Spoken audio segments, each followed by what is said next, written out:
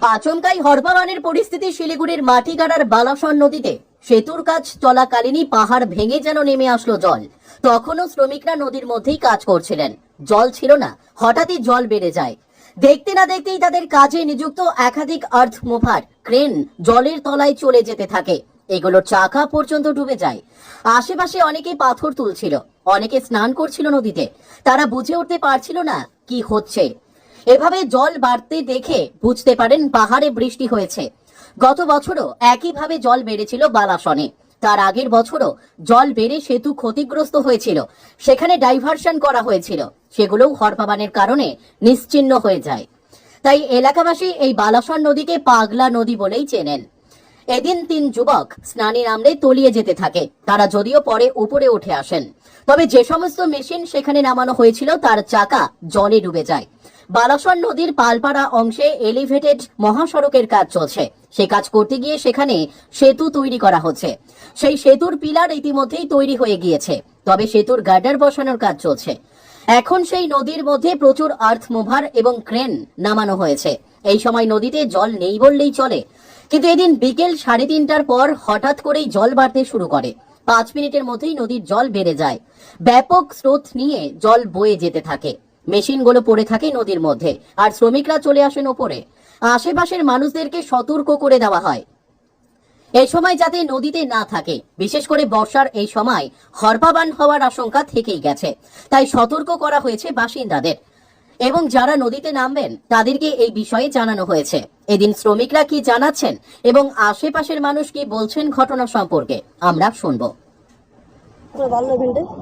আমি ওখানে ছিলাম, নদীর ওখানে মাছ কেটেছিলাম ওখানটা সাইডে। তো আচমকা আমি আপেল করেছিলাম, জল আসলো আমার হাঁটুর মধ্যে লাগলো। এই নদীতে খুব জল বাড়ে। তার আগে পর্যন্ত কি এমন ধরনের কোনো চিত্র ছিল না, মানে জলস্তর কি কমই ছিল? না, জল কম ছিল একদম, আচমকা জলটা একটা বাইরে গেছে। কি মনে হচ্ছে এইভাবে হঠাৎ জল বাড়ে নদীর মধ্যে থাকা কতটা ভয়াবহ? হ্যাঁ, পুরো ভয়। এই নদীর সাইডে বাড়ি ঘর আছে, পুরো ভয় আছে পুরো সাইডে। আচমকা এই নদী আছে পাগলা নদী, এই নদী আচমক জল বাড়ি যায়। কি মনে হয় এই সমস্ত সিজনে নদী থেকে দূরে থাকাই সুবিধা? সুবিধা। প্রশাসনের পক্ষ থেকে কি কোনো ধরনের সতর্কতা জারি করা হয়েছে এই বিষয় নিয়ে?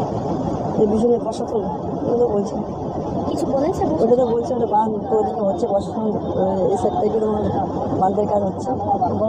আমি বলতে পারছি মোটামুটি এটা 3:30টার ঘটনা। আমরা এখানে দাঁড়াইছিলাম, আমাদের গাড়ি ফাড়ি সব এখানে লাগানো ছিল। কিছু লোক আমাদের ওখানে কাজ করছিল। কাজ করতে করতে আচানক আমি ওখান থেকে আসে, আমি এখানে পৌঁছছি। এখানে পৌঁছার পরে দেখছি তো এখান থেকে জলটা দিয়ে একদম পুরো স্পিডে চলে আসে।